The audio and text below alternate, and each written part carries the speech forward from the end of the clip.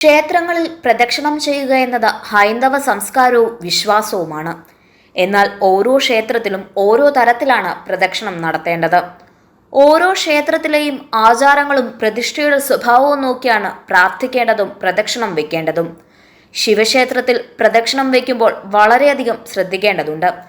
കാരണം ഭഗവാൻ ഒരിക്കലും പൂർണ്ണ പ്രദക്ഷിണം നടത്താൻ പാടില്ല എന്നതാണ് വിശ്വാസം.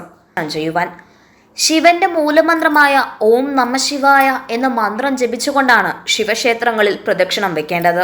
പ്രദക്ഷിണം എന്ന വാക്കിന്റെ ഓരോ അക്ഷരത്തിനും ഓരോ അർത്ഥങ്ങളുണ്ട്. പ്ര സർവഭയം നാശം, ധ മോക്ഷദായകം, ക്ഷി രോഗനാശകം, നം ഐശ്വര്യപ്രദം എന്നുമാണ് സൂചിപ്പിക്കുന്നത്.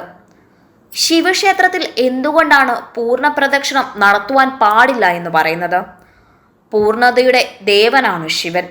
പൂർണ്ണദേവനെ ആരാധിക്കുന്ന ഭക്തരും പൂർണ്ണത കൈവരിക്കും എന്നതാണ് വിശ്വാസം.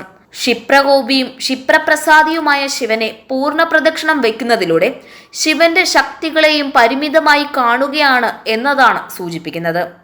അതുകൊണ്ട് തന്നെയാണ് ശിവക്ഷേത്രത്തിൽ പൂർണ്ണ പ്രദക്ഷിണം പാടില്ല എന്ന് പറയുന്നതും.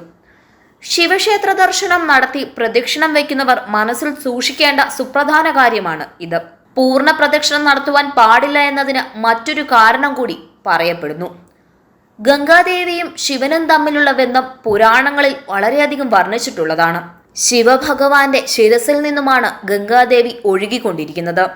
അതുകൊണ്ട് തന്നെ ഗംഗാജലം ഒഴുകുന്ന ഓവ് മുറിച്ച് കടന്ന് പ്രദക്ഷിണം നടത്തുന്നത് ദോഷമാണ് എന്നൊരു വിശ്വാസവുമുണ്ട്.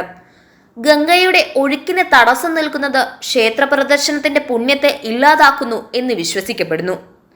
ശിവക്ഷേത്രത്തിൽ പ്രദക്ഷിണം നടത്തുമ്പോൾ ശ്രദ്ധിക്കേണ്ട പ്രധാന കാര്യങ്ങളിൽ ഒന്നാണ് ഏത് വശത്തേക്കാണ് പ്രദക്ഷിണം വെക്കേണ്ടത് എന്നതും ഏത് വശത്തേക്കാണ് പ്രദക്ഷിണം അവസാനിപ്പിക്കേണ്ടത് എന്നുമുള്ളത്.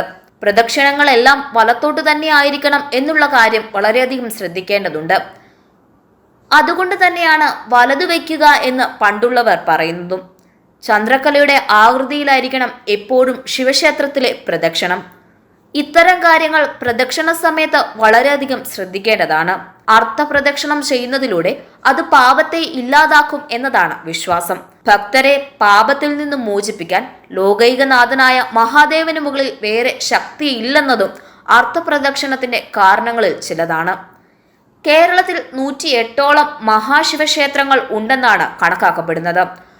തൃശൂർ നഗരത്തിന്റെ ഹൃദയഭാഗത്തായി സ്ഥിതി ചെയ്യുന്ന വടക്കുംനാഥൻ ക്ഷേത്രം, ഏറ്റുമാനൂർ മഹാദേവ ക്ഷേത്രം, വൈക്കം മഹാദേവ ക്ഷേത്രം, ഗുരുവായൂരിലെ മമ്മിയൂർ മഹാദേവ ക്ഷേത്രം, തിരുവൈരാണിക്കുളം മഹാദേവ ക്ഷേത്രം തുടങ്ങിയ ക്ഷേത്രങ്ങൾ കേരളത്തിലെ ശിവക്ഷേത്രങ്ങളിൽ പ്രധാനപ്പെട്ടതാണ്.